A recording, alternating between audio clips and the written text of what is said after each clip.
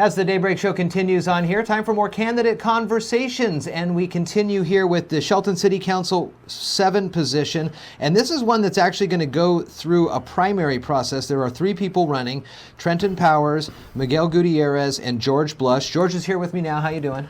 Incredible, Jeff. How about you? I'm well, thanks.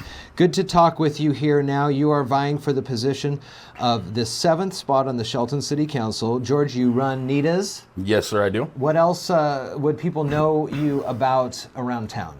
Around town, you'll know me for 5XL Shelton. That's Mason County's pet food bank.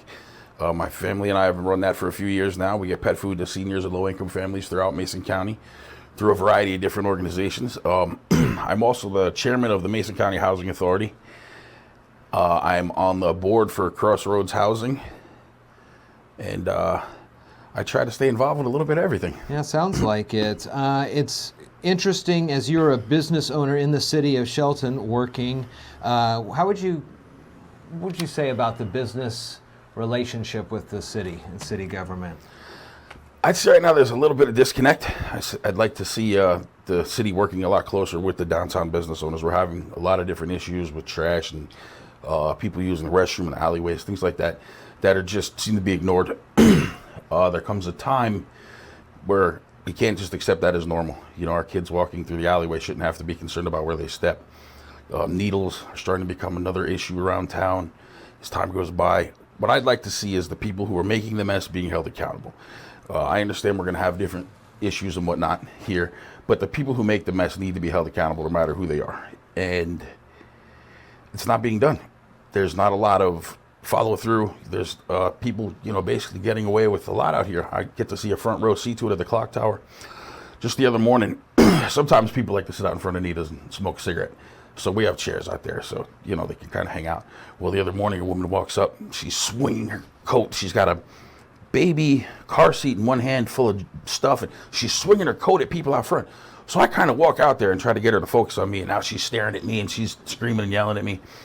And I know that there's no one that can come and do anything about that. So we need to start working with the local programs here that are addressing these issues as far as homelessness and mental illness and that sort of thing. There's some programs here that do a lot of really good work on that, but they don't have the staff or the funding and things like that I believe that they need in order to be successful. I'm working all the time with the homeless population, with the Housing Authority and with Crossroads, and I really want to see people get on the right track and get the city cleaned up. I'd like to see year-round, festivals and farmers markets and people being happy to, come and explore downtown. It's so beautiful down here when it's all, the way it's supposed to be, but now we're just we've just let it go, and we need to fix it. There's continuing conversations we have about no room at the jail. There's no room at the jail. I think it's kind of what you were saying. You see things happening and there's not really much recourse. If that's really the only deterrent, and that's not even a viable one right now, what are some of the options that we have to hold folks accountable? Well, community service. I think community service needs to be a big thing. I went with friends a few times and got out into the woods and done some cleanups and that sort of thing. And the people that are making the mess are just, people. We have a very charitable community here, which is fantastic. They like to give a lot of things to these people, but then they go out in the woods and just throw them on the ground. And we have to go out there and clean it up because it gets built up, and then you start having rats coming through the neighborhoods and things like that. And so what we need to do is we need to say to those people, okay, you've done this, you've made this mess, you're going to clean it up. If not, give them a citation. Citation brings them to court, and if they can't pay, community service, I think, is a fantastic way to get that done. We have a community service van who usually keeps our streets pretty clean. They just got that back up and running again, and I want to see that keep growing. How are you coming at this seat 7 position? If you're voted in the primary process and then voted in November, when you take your seat at the Shelton City Council, you will be representing the voice of who? Of downtown and all the people here, all the business owners, everyone in the community that knows me knows that I'm for them. I'm at Nita's every day. People come and talk to me. They tell me their concerns, and I know a lot of people here in the community, and I work very well with a lot of local leaders, and we have accomplished a whole lot here.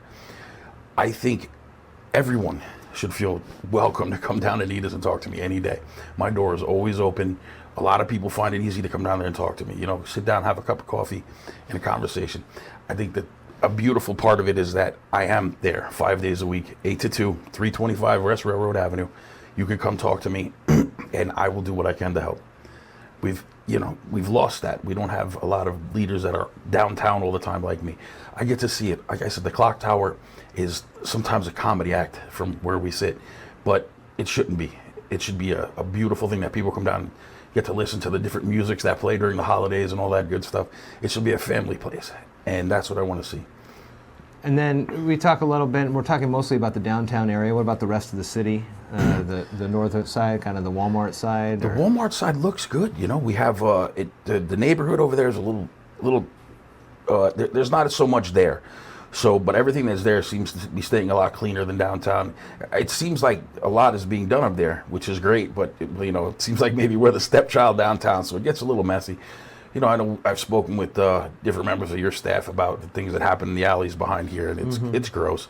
And there comes a point in time where we can't accept that as normal, and we have to say, no, we're not going to do that anymore. Does that then include either holding accountable more or just having those better partnerships with the county, who has a lot of property in downtown, and then also, I'm thinking Mason Transit with the community center there?